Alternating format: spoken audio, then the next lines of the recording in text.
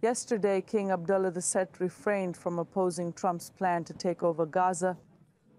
You said Trump continues to make his claims. What's going on? And of course, this tense hostage swap that's already going on situation scenario, and Trump has given a deadline until Saturday. And Netanyahu. Right, these are critical days for the Middle East. We always say so. There are critical negotiations. There is a diplomatic process again. In which direction this time? From the Arab countries to Washington. Because when Donald Trump came up with the Gaza plan, he naturally put pressure on the Arab countries to accept the Palestinians. And the leaders of the countries that are resisting this are going to the White House to try to convince Trump to lower his pulse a little bit, to show him that this plan is unworkable. And King Abdullah II of Jordan was the first Arab leader to meet Trump at the White House after Trump announced the Gaza plan. But what came out of this meeting? Was there a strong message of no? Did it produce a strong resistance? Did it produce a strong counter-resistance? Nothing. On the contrary, he made a point of praising Trump even more. The King of Jordan paid attention. He said, I am sure that Trump can take us to the finish line. He is a man of peace. We will have a meeting with him. So he directly tried to emphasize Trump's potential for peace. He didn't say no loudly about this plan of a complete and irreversible expulsion of Palestinians from Gaza. He avoided opposing this plan. In fact, he avoided it so much that there was no press conference. He did not take questions from journalists. Journalists usually ask Trump questions. So we had the image of a Jordanian king who was afraid of scaring Trump, afraid of angering him. And we know that Jordan is a key country that has done a lot on the Palestinian issue, that has a mediator position because of its relations with Israel, but it is a country that is very dependent on America.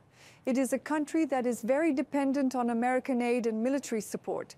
And that's why we have already seen how low the tone was, even unable to say no, in a written statement explaining Jordan's position on the Gaza plan. In that sense, it was sad. So what did he do? What strategy did he follow? The strategy of the Jordanian king is that I will take my turn. I will also praise Trump a little bit in the face-to-face meeting. Let me prove that we are actually willing to work with him, that we can't give up on America, that we can't confront America. But he said, let me throw the ball to Egypt and then to Saudi Arabia, and then he walked away. In a sense, it was successful for Jordan, because let's not forget that half of the population of Jordan is Palestinian.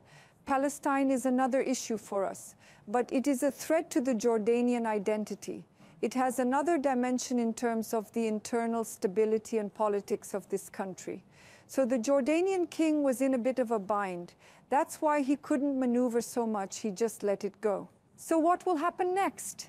It is stated that Egypt will present a new plan to Trump.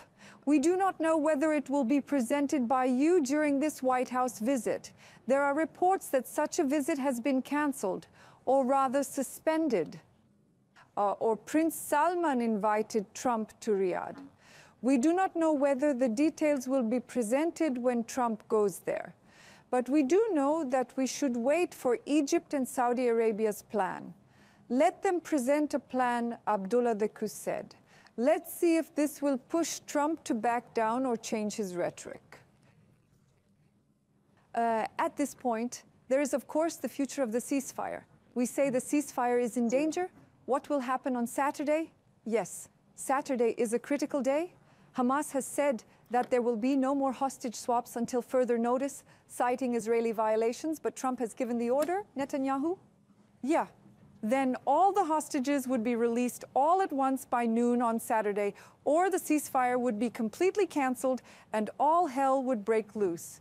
Netanyahu made a slightly lower version of this yesterday, because yesterday the Israeli Security Cabinet met for 4 hours and he would send a message. If Hamas doesn't release the hostages by noon on Saturday, we will attack Gaza more intensively.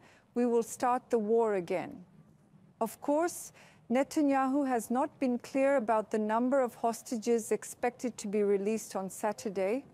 Some sources say it could be only 3 as planned. Some sources say, like Trump, no, all of them. But right now it's ambiguous and we'll see how it goes. But there's a saying that Middle East experts say, a lot can happen in the Middle East from night to morning.